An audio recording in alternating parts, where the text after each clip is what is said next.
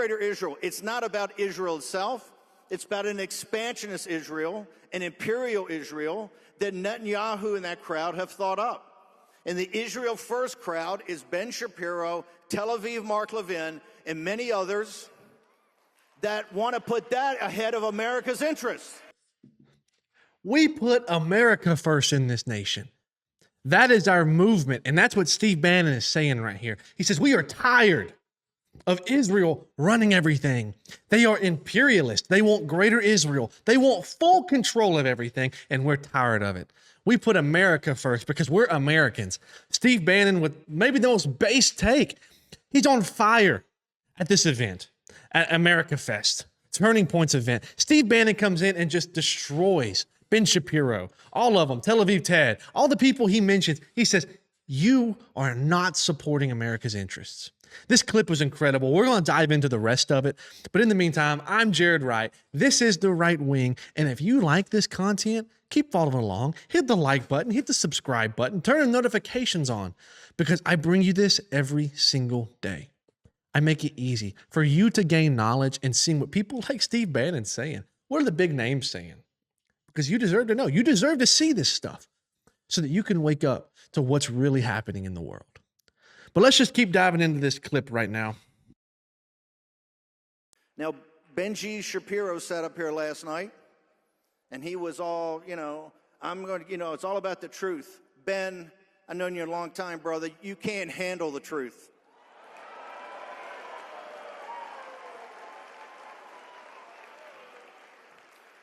Let's face it, Ben Shapiro is the farthest thing from MAGA.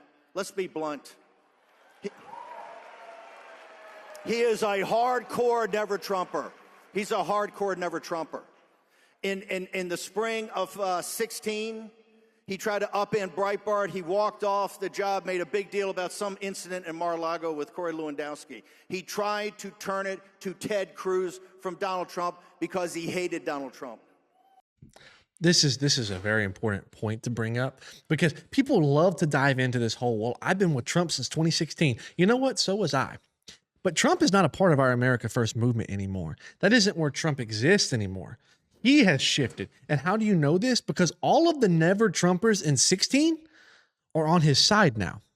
So whenever I was with him, Trump was essentially America First in 2016. And Ben Shapiro was not. Ben Shapiro has always been Israel first. So Ben Shapiro said, oh, I'm a never Trumper.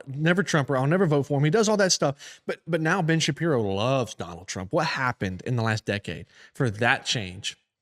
It's not that Ben Shapiro came around and literally every single political commentator that was against Trump, J.D. Vance being one of them, it's not that they came around. It's that Trump changed. And that's why I don't stand with Trump anymore.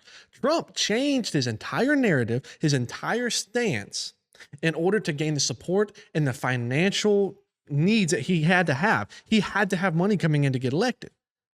That's why I don't stand with Trump, because his actions have shown me he's not truly America First. He is now the establishment's pick.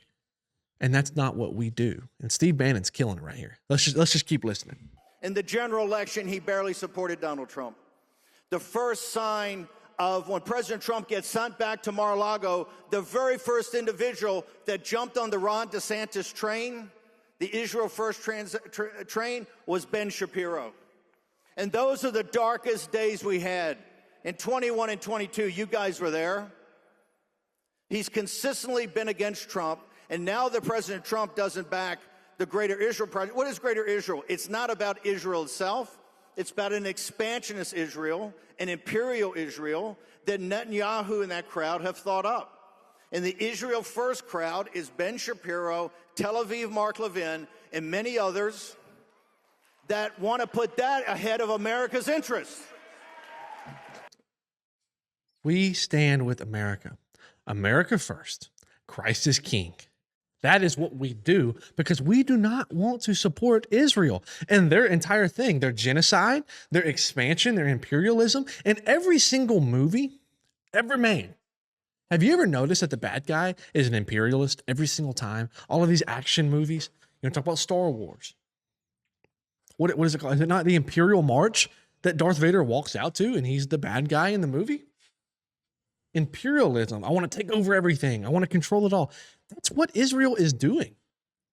Even whenever you look at the downfall of big nations, look at Germany. Why did they fall? It was imperialism. They wanted to expand.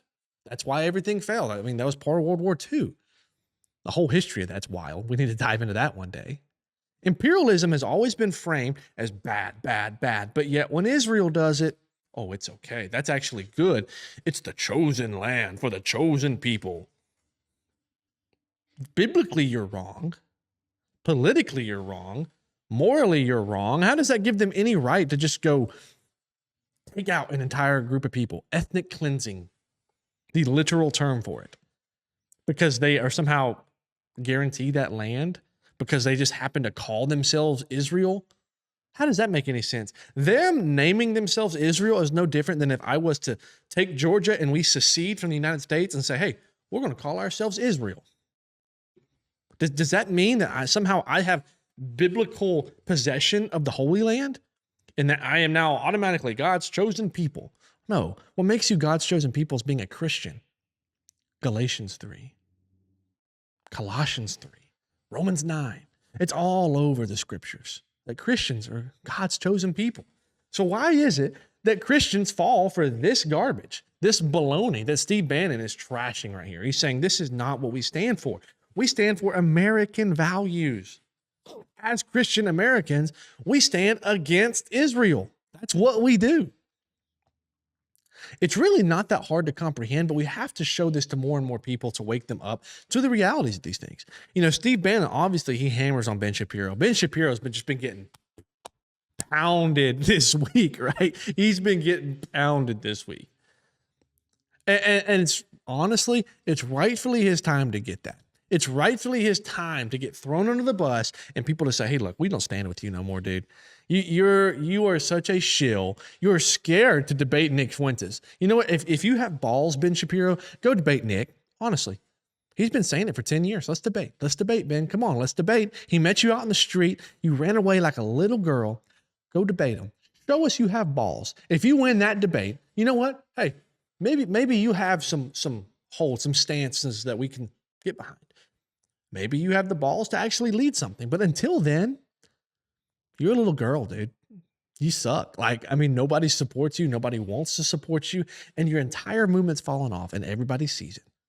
It's eyes wide open to your lies. Your Talmudic, Israeli, Mossad lies. Nobody likes you, Ben. But for those of you who want to find out more, for those of you who want to see the truth, follow along to this page. Hit the like button, hit the subscribe, turn your notifications on. I'm Jared Wright, and this is The Right Wing, and I bring you these clips every single day because you deserve to see them. You deserve to know the truth. And I make it easy for you, as easy as I possibly can. So keep on following along, and I'll bring it every single day. I hope you have a great day.